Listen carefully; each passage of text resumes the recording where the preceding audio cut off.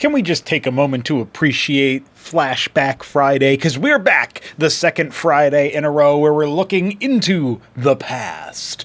But we have to look at some players who are still playing to this day. We've got ArbuzBudesh and SmrtyCakes on Pendulums. Talk about a flashback.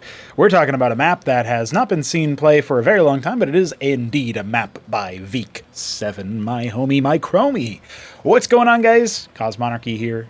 Yeah, that's my name now. And of course, on the Protoss YouTube channel, we are going to be taking a look at SmrtyCakes actually playing as Terran, Honda Pablo, in the top left. I'm going to guess this is maroon.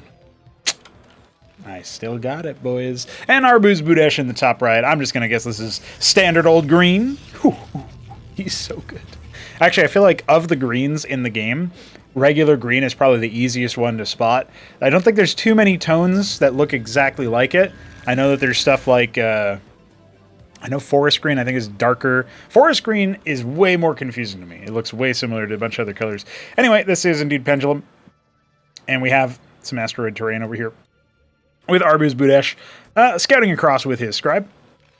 He's going to see that SmrtyCakes is over here with the Quarry First build stolen from Top Ramen. Well, I wasn't sure if we were going to see the Quarry First, but remember, this is Flashback Friday, where we go back and look at older games of Cosmonarchy back when the meta was different, the game was different, the players, well, they're the same in this case. But actually, I gotta tell SmrtyCakes a little bit. Yeah, no, the new econ was not there, by the way. I got to tell you guys a little bit of a story here as the fulcrum goes down. SmrtyCakes obviously opening mech, it looks like, versus Protoss. That is a fairly standard one. I just wanted to let you guys know that I really appreciate SmrtyCakes. Like, he has a lot of enthusiasm for the game. He has a lot of, he appreciates the game. He pings people all the time to play. He pings people on his lunch break to play. He pings people to... just to say gamers. He likes to say gamers. He likes to stream his games. He likes to spectate. He brings his friends in, like Dino Man, who's now participating in our gauntlet of the upcoming tournament that we got, and has just been hanging out for a while and practicing. It's cool to see. And on top of all of those nice things that I have to say about SmrtyCakes, he's also a grinder, man. Both of the players here are a bit of a grinder, I would say. And Smarty is actually, I think, really improved. Like, he was a sleeper hit to potentially make it to Tyrant's Tale. And that's, of course, the meta that we're going back to, in a way, looking at this game, which was played on August, was it 23rd? I have the replay loaded up over here. Yeah, the 23rd of August. So, obviously, over a full month ago now. Vulture now coming on out here for SmrtyCakes. And as I finish my glazing session, as the kids would say, I did want to shout him out. I love to shout out Arbuz as well. He's a homie who's played a lot. I'm sure he's talked with people about it as well, although I guess I can't be super sure, but it feels like something he might have done. Hierophant now out here for Arbuz, who said that he felt like he had more money on this map, probably just due to the way that the mining was set up with the patches. That's something I've actually long thought about. Here's the forcing of the lobotomy mines here to try to catch the Hierophant and allow the Vulture to slip away. That was at the last possible moment, but it was done nicely there. Quick thinking by our cake man. We've got a second Vulture out. Nexus pretty fast here for Arbuz, feeling fairly secure. Scouting the quarry opener, knows that he can try to keep economic tempo. I do think that when we're thinking about the builds or whatever, like, this is just 8 minerals, and this was standard back in this era of Cosmonarchy, but I do think that sometimes you'll get like weird anomalies in the harvesting where, and somebody should, maybe it should be me, math out exactly what's the deal. Do you get more money mining from the top, the left? I think diagonal is the worst. So if you have more of your patches on a sort of cardinal angle around the town center, that might lead to better worker return rates, which I think it would be nice if they were. I mean, if it's symmetrical, then it doesn't matter because it's fine. Unless it might be like maybe rotational symmetry or whatever, you might have like a base that's imba. But generally speaking, I think it would probably be fine or within the margin of error. However, I do think it would be nice if we could get some kind of consistent setup there, maybe just improving the pathfinding in that way or whatever, because you would like to be able to kind of do the same build order, no matter what the map you are on, in terms of at least like how much money you're going to expect to have. I'm not saying that every map should allow you to have the same build order and not have any problems. I'm just wanted to throw that out there. You know what I'm saying? You know what I'm saying? We do have a second fulcrum here, as well as a ministry for the expansion. A large number of Cyclops. Anti-drop situation here. Looks like that watchdog, a secondary watchdog, is going to be yielded for the purpose of maybe lifting and scouting. Grand Library coming out for ArbuzBudesh. as he moves across the map with his Draconids. He is going to be heckled by those vultures on the high ground and then fall away. Ministry going to go ahead and land. I don't know why I got my ASMR voice on there, but, you know, shout out to ASMR one time. I do think these Cyclops could pick could be picked over here by the Draconids, but obviously Arbuz needs to fall on back. This is the old Cyclops, of course. So that's something that you'll see, is that they're not taking friendly damage from their explosions. That is not something that happened until later on. Target fire here, looking pretty good for Arbuz. He should be able to skirt away, and he's not going to end up killing that vulture unless he looks back at it towards the last second here. But it doesn't look like it's going to happen. Not meant to be. The Hierophant did not join that fight. Could have potentially, I don't want to say turned the fight, but maybe would have caused our good old Honda Pablo here. Honda Pablo is a play on words from Toyota Miguel, if those who don't know. Like, Smarty has some funny internal logic for his usernames, his screen names or whatever, his alt account names. I actually like seeing that because I feel like the... oh, Cantavis already out here. That's a nice little rush up. He's actually going to 2 Cantavises. He's got his defensive warden as well. 3rd gateway coming. Next is well saturated. Obviously down in workers, as you often are, versus Terrans who go Quarry first. But I would say his expansion timing is obviously better. He does have the higher tech, as Protoss often do. We'll see what he ends up doing with that. But yeah, I do love to see the people's usernames and what their logic might be. Yeah, darting back and forth. Cyclops getting some good residual damage at the end there. But Flash Shielding going to absorb a lot of that. Still no sustain here for Arbuz. He's not going for his patented Ecclesiasts. I still remember those painful days on the Fraud of July when we had ArbuzBudesh take on Mystery Meat, and Mystery Meat just was not prepared for the Ecclesiast hits, and he died in like 8 minutes both games. That was like, you know, damn, okay, Arbuz ain't playing around. He knows the meta.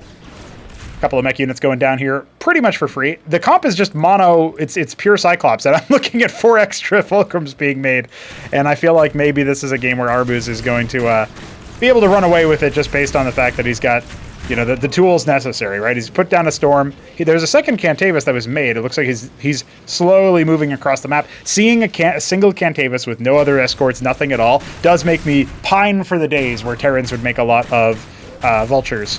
Battle workers deployed. They're going to actually isolate this Hierophant. They're going to draw out a storm. I don't know about that choice. This is, of course, Old Storm, right? And that Cantavis does end up going down. A little bit of an unfortunate situation for Arbuz, but he does have a surprise, a second one, and he can definitely control this bridge. Looks like he's not even going to need to cast it.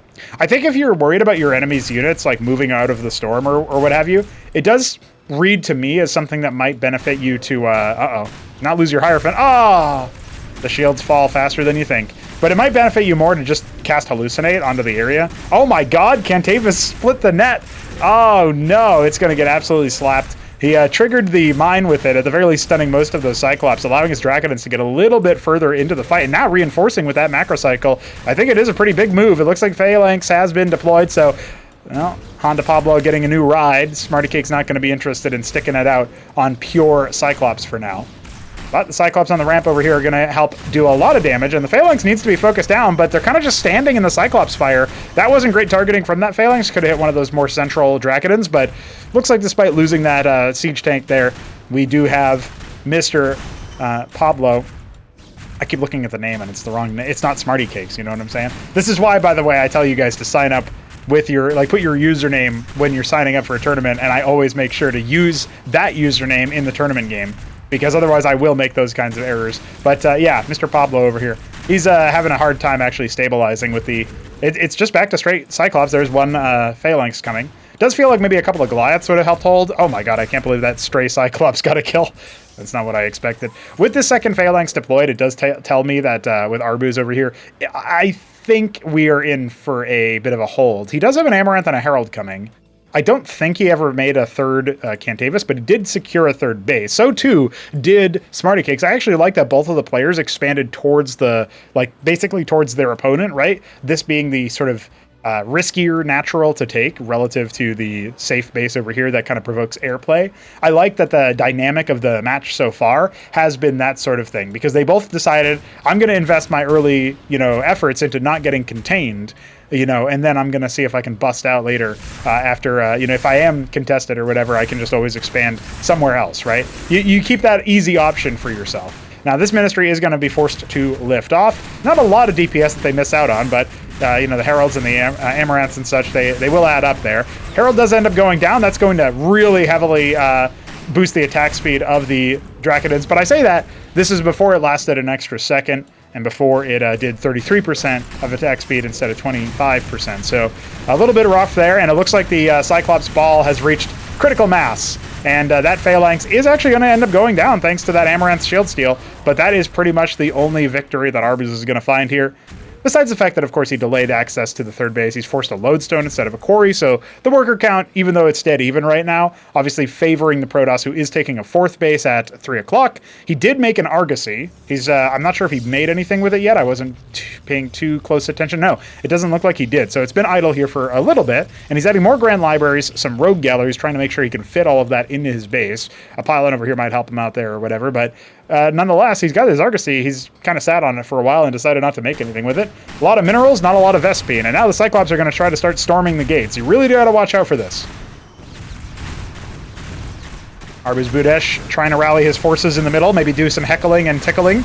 Honestly, the Amaranths aren't a bad shout because they stay alive long enough to get on the onto the Cyclops, then they stay alive a little bit longer, and then they draw Phalanx Fire. So the Shield Steal definitely helping them out. For those who don't know, the Amaranth has Shield Steal equal to damage dealt, so when they deal 16 damage, you know, they only have 1 armor pen, so that is reduced, and it's actually 2 times 8. So armor double reduces them past 1.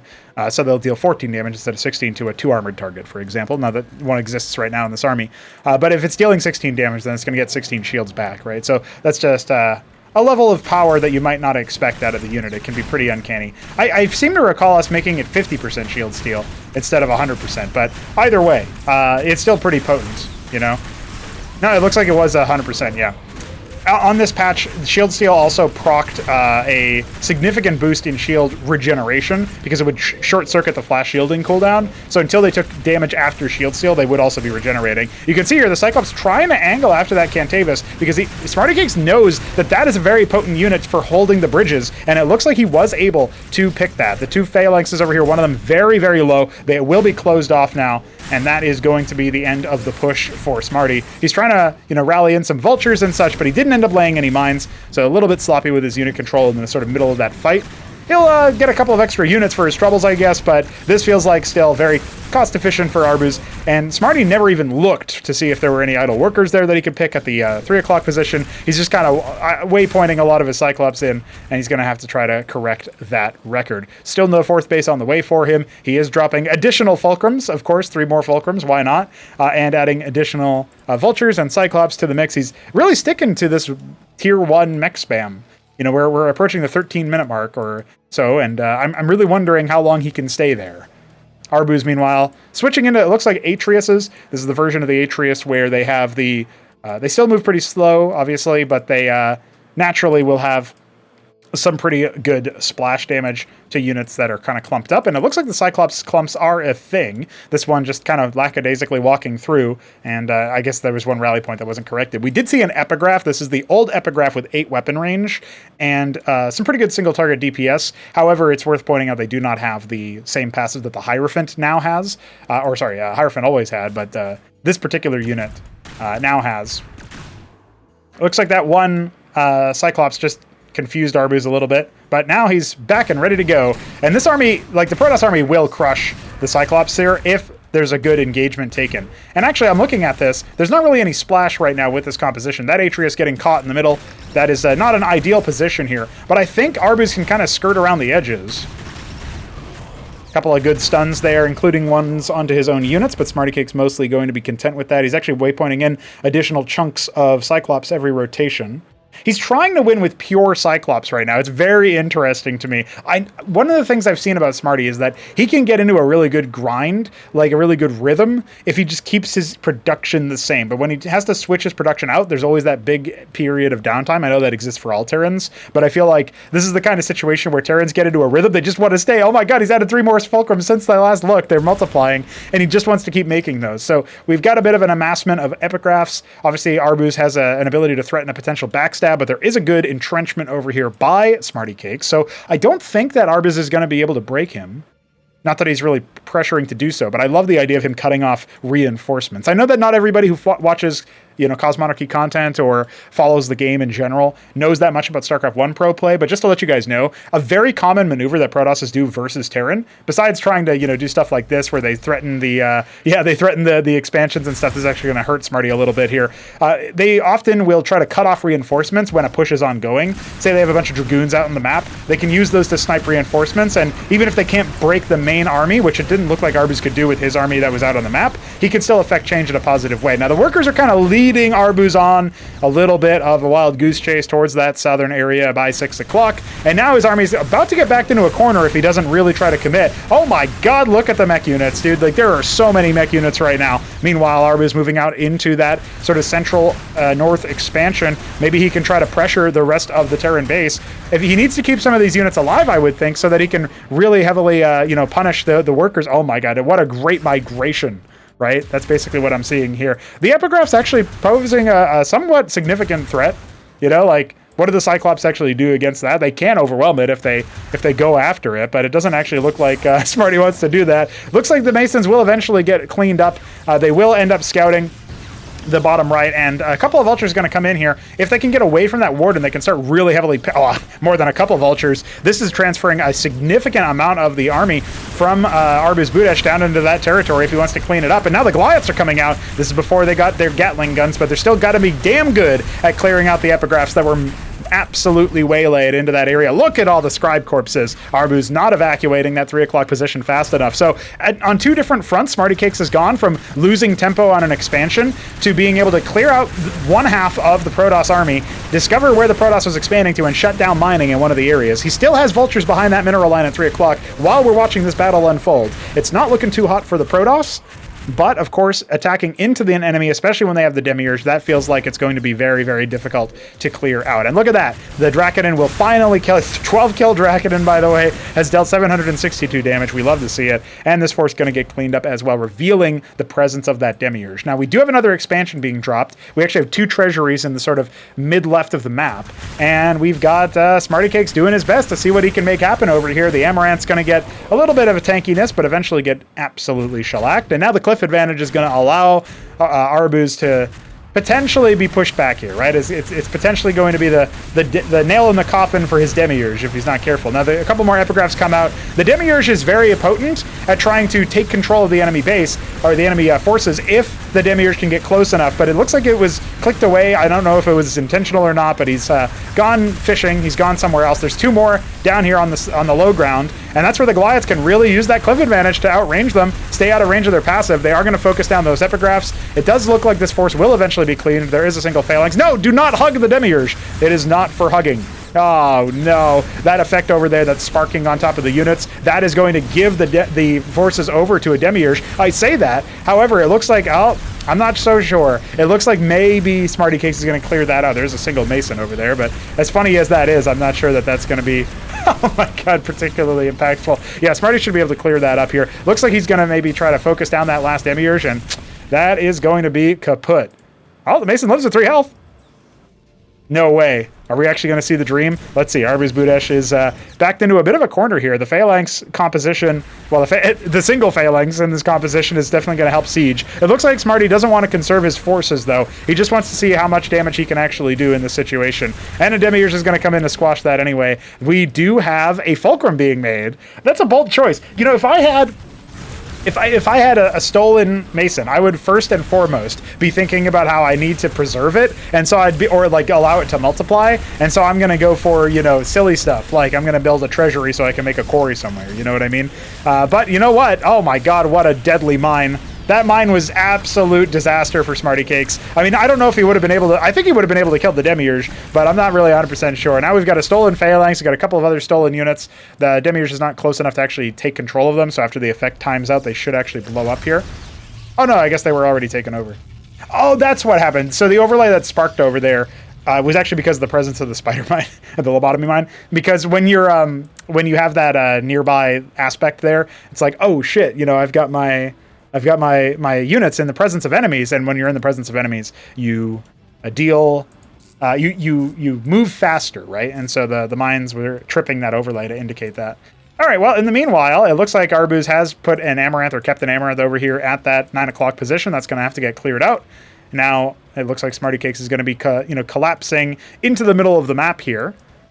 Certainly trying to consolidate his power. He's adding even more fulcrums. Why not? He's keeping to the dream. He has a dream, you see. And his dream involves a very large number of fulcrums, cyclops, and Goliaths. Let's see if he's going to be able to brawl. That Demiurge has almost no HP, and it falls almost immediately. We've got 2 more Demiurges up here, but it doesn't look like any of them are close enough to take control of too many units there. Looks like only 1 Cyclops getting turned. Otherwise, there's a couple of other strange Terran units, like those Vultures that ended up dying. And of course, I mean, the forces here do look like Smarty will be able to overwhelm Arbuz, who hasn't really itemized for, like, anti-crowds or anything like that, right? No Diadax for stasis, which he's come to appreciate since the playing of this game, I imagine. That Nexus is going to get kaput, not destroyed, or not canceled, rather. And the Goliaths are going to go ahead and inch forward, see if they can focus down things like that Epigraph. Oh, they kind of changed targets in the middle of it, but that's okay. They bring it down anyway. That Cyclops was not long for this world, sadly. They kind of just stand still right now if the Demiurge isn't in the area. There should probably be a different overlay that plays when they are in danger of dying. Oh my god, Arbuz, you forgot about a couple of workers here, bud. Meanwhile, he's trying to see if he can sandwich this force, and this is exactly what you don't want to happen to your force if you're SmrtyCakes. However, you are dealing with a pretty important threat here. I just don't, when you move all the way across this map, this feels really dangerous. Your army could just end up getting squished. Like, sure, you'll kill the Nexus, but is it going to be worth it? And actually, I'm not sure that you will kill the Nexus. Let's see how this fight goes. We got 3 Demiurges. We still don't really have too much else going on here for Arbuz, though. His composition does seem to be pretty limited, I guess, right now. He's got his own Phalanx. It looks like he's actually, yeah, he's made triple fulcrum, and he's making phalanxes. Arbuz has done this before as well. I can't remember who it was up against. Was it Dog? Was it Ramen?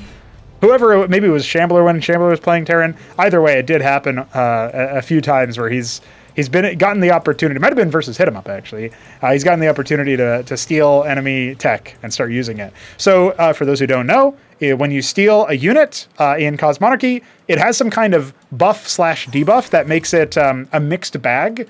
So when you see the status for worshipping, it basically means that the unit takes double damage. However, it also moves 50% faster in the presence of enemies. So they're kind of bloodlusty, right?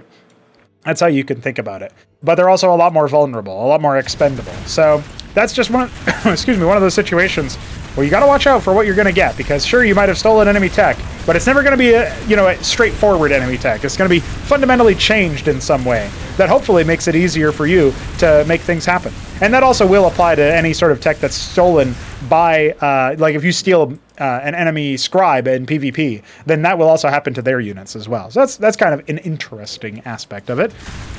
So this mech ball that is being produced here by SmrtyCakes is pretty dangerous. He's already killed this Nexus a 2nd time, and that means that SmrtyCakes has a little bit of tempo over here. Pylon is not going to be long for this world either. I don't actually know if Arbuz can hold. He is trying to use Phalanxes against the Cyclops, which is a great idea in theory, but I don't know if he's going to be able to get up to the level of production that he actually needs for that. He's got Epigraphs. Sure, they're doing okay. I would love to see Empyreans here. I know that they're more expensive, and maybe the Goliaths would be even happier to chow down on them, but it feels like the splash damage would really help Arbuz. Also, again, I mentioned a stasis. We've got 14 Cyclops being made every production cycle right now. I don't know how SmrtyCakes can sustain that. He has no gas caps because he is not tier 2. It is absolutely absurd. The other thing that just occurred to me is that I wonder if maybe, well, I don't know if it would ever be worth it for this particular thing. I was thinking, what if you could spend more money on a gas cap at tier 1, but then it gets cheaper at tier 2? And I don't know if I would ever actually want that kind of thing, because especially since you're paying money to make money, I don't know. It seems a little bit silly. Regardless, I'll leave that for a prototype to discuss, because right now we got another battle to look at. It's been non-stop action in this game, and it's continuing forward. The Cyclops charging in. They are getting so much spread damage on some of these clubbed Protoss units, but the Epigraphs are staying alive. Now the Goliath's trying to focus them down just to get rid of their consistent DPS, but that is not the primary target. You can see here, these Phalanxes taking a lot more damage than they would normally, but look at how many army units that Arbuz just stole on behalf of SmrtyCakes, charging in to try to take command of that fight. A single Vulture now loose in the mineral line down here in the bottom right is going to get uncountable numbers of kills, I'm sure. Now Arbuz has realized that he must don the mantle of the battle worker and eviscerate this Vulture immediately. Utter devastation. He's going to go ahead and drop some pylons. And now we have this mixed force where it's Phalanxes alongside a group of Protoss units. They are not deployed. And this time around, I think SmrtyCakes can probably just A-move through this crowd because they're not actually in siege mode. Let's see. They're getting a little bit antsy, you can tell, because of that overlay. That tells you that, oh, they're in the presence of enemies. They can actually start firing. And you can see how fast they go down because of that damage debuff. Mine blocking, well, not blocking, but showing the 6 o'clock location. Yeah, mines don't block building placement in Cosmonarchy. They just get detonated. But obviously, you can, if you keep track of that, you know exactly what's going on. So you still get the vision part. Let's see what happens here. SmrtyCakes just leaving his units on rally right now. They need to actually get in to fight. And it looks like SmrtyCakes will finally go fight. There we go. He selected everything. He's going to issue them orders, do his best to make it in. And remember, the Demiurges are kind of stopping him from moving into critical mass, but he's got to watch out because maybe he needs to do that anyway. And you can see he is forcing those Demiurges back, clearing out the Protoss army over here, including those stolen Terran units. The sentence is served. An engram on the way. That's going to definitely help. Here we finally go. A Didact. Watch out, though. There are a lot of Goliaths and Cyclops within this army. Big stasis coming down. It's not bad, honestly. And that Didact, oh, man, brought down to less than a third of its life, actually. Factor in the shields. Of course, the shields will regenerate. And quite fast at that. This is before flash shielding timing got nerfed a little bit. Look at how fast the Cyclops moves when it's within, vision range of an enemy. That's very fast. Very speedy boy. And it dies just as fast. A couple of more mech units have come in to step on these units in the bottom right, but the Demiurges are here to collect. They say, you think yourself worthy. Well, no, they don't. They cower away and fight the workers instead, which is not a bad shout, honestly. I would fight the workers. If workers become sentient in the future, please do not take that quote. This is a comedy podcast. So we do have, obviously, a lot of worker saturation on all the bases. Smarty can't really get any more rich, right? He can't get any more money coming in. He has ridiculous numbers of fulcrums. He is now making a star pad. He is finally making something other than a fulcrum. He is making 17 vultures because he has no gas. I feel like this is the inflection point. If he can't break Arbuz with this ridiculous composition, then he will fall prey to, eventually the tech of the Protoss, especially as Didacts are coming out. We've got another Epigraph joining the fray. We've got some Amaranths here, some Atriuses rather. And yeah, I don't know, man, the Demiurges are definitely stopping the Cyclops from using their mobility, just charging forward and getting a lot of spread damage and moving away from the phalanx shots in the process. That's not really happening right now. We will see that Epigraph go down once again. The Demiurges being microed dutifully by Arbuz, wants to make sure he keeps the machine god alive.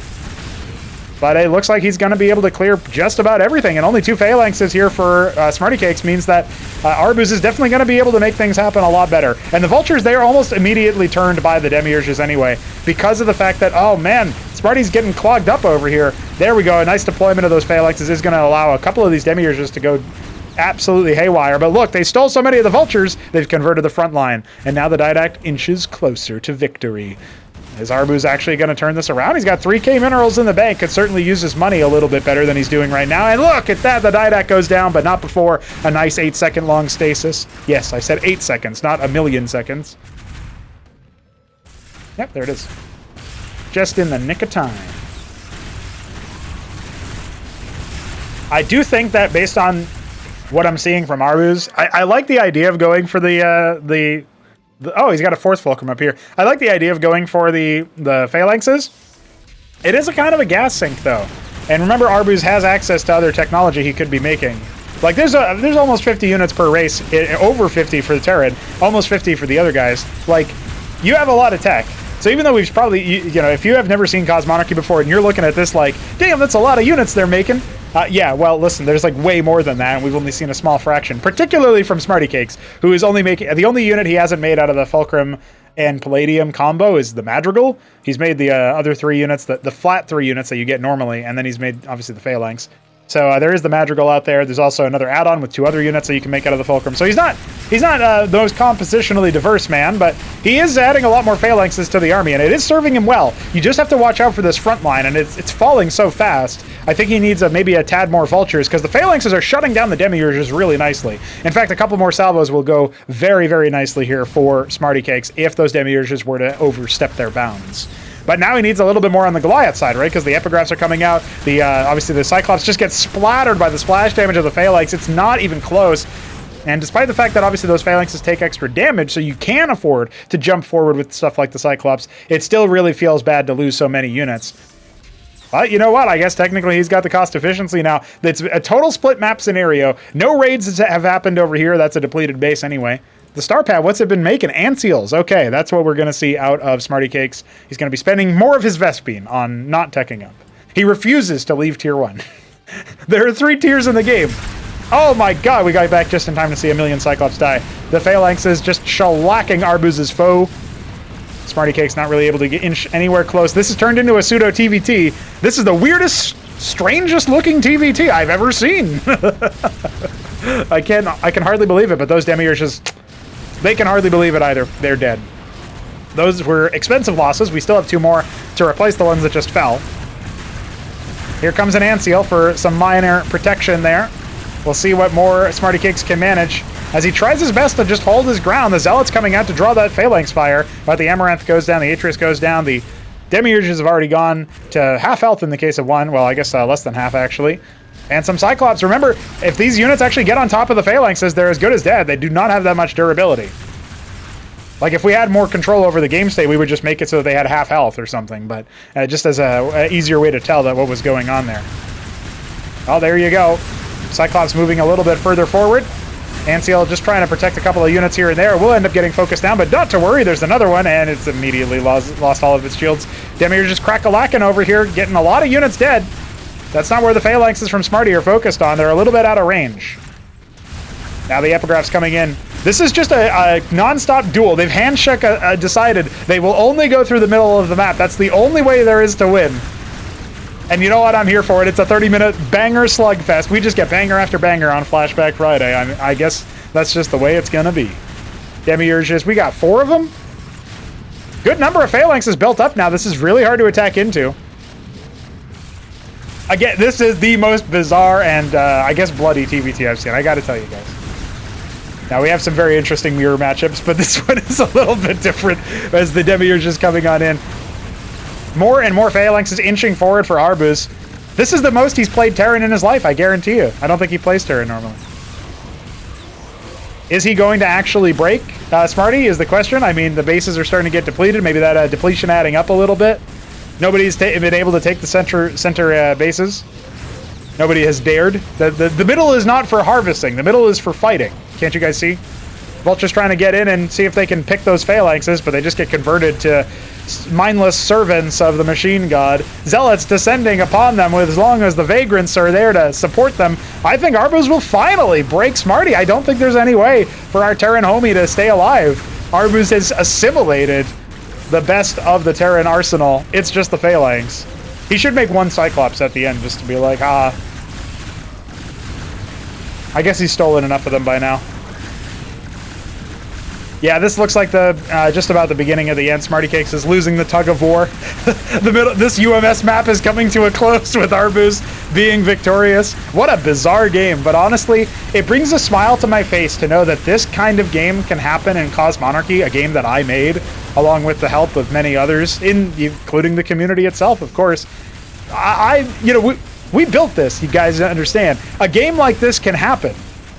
And I can not even know about it for a month or more, and then cast it for you on the YouTube channel. I hope that awesomeness has sunken in for you guys. And, let me group up. Arbuz, your opponent is pleading for victory, and he responds, no, :D. Absolutely shellacked. The Phalanx is continuing forward. We've got Vagrants out the wazoo. Protoss scum. Hey, there's some Terran units in here, too, you know? I guess they should be retitled Protoss if they're controlled by Protoss. Well, I think that's really it, honestly. I don't think... Oh my god, so many more fulcrums being added. We haven't really looked at the bases. We've been too busy looking at the fights. Obviously, that one synthetic cyanide powered by a crucible. We got 4 Draconans here hanging out. Colin Jujic up saying, hey, brother, thanks for using us as your profile picture. They're visiting the embassy right now to see what they can do to talk to humans. And obviously, besides that, we just have rogue galleries in the middle of the map. Nobody... Okay, you know what? Interior 12 being taken right this second. I guess that's the only 12, but... I say interior 12 because it's not like exactly north, right? I'm looking at all these mines. Obviously, the mines are their own mini-map dot. I'm thinking, oh, Smarty's got some units. Well, he does have some units, but he's not going to be able to breach this. Look at the cliff advantage. We got Amaranth Zealot protecting the Phalanxes. It's ridiculous. And these units down here in the 9 o'clock position are going to slowly do what they can do. Wardens everywhere over here to cover this bottom right. That's not going to get very far. Those vultures, they don't get a single pick. More units coming in and try to pressure 12 o'clock. I don't know that that's really going to be the end of the world. The writing is on the wall. SmrtyCakes is about to learn to read. I should have saved that for like a tournament cast to be like, so you know that's like when the Shambler took literally like 10 extra minutes to GG from a position that he was super dead. I think it might have been versus Hamster or Hupsea or something. I can't remember who he did it against, but it was really funny anyway. And oh, look at this cute little move to kill the Phalanxes. Glass cannons don't begin to describe it, but I think that's pretty much it here. Yeah, I should have used that kind of word though. For that should have been the call when Shambler finally GG'd in that situation. Anyway, oh, Smarty does have a pretty big army, but good luck getting across that bridge, my man. No, it's a bridge into a ramp. You got nothing. You got no hope. Dude, I'm gonna take this as the screenshot for the match, because I'm gonna zoom in and it's gonna cut off like the player names and the time. You guys are gonna think this happened kind of early or whatever, right? Because it looks like an earlier skirmish, as SmrtyCakes does indeed call GG. And Arbuz does not respond. He does not think it was a GG. Oh, there he is.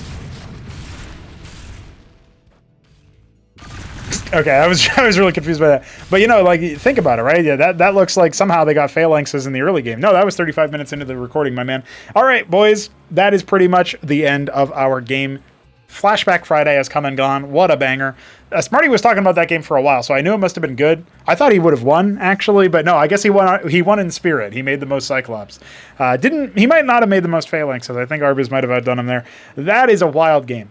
I'm sure we'll have more bangers. By the way, Flashback Friday, I have a bunch of replays to look back on anyway. I can't promise they'll all be bangers like this, but I do have a decent backlog to look through.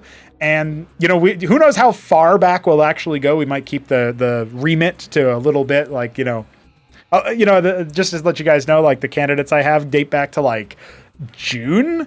I don't even know what game version we were on back then, so it'll be an interesting trip down memory lane for me as well. But there's some TVTs in there. There's some, you know, PVZs. We got, like, Cranking Down featuring in there. Shout out to him. I hope he's doing well.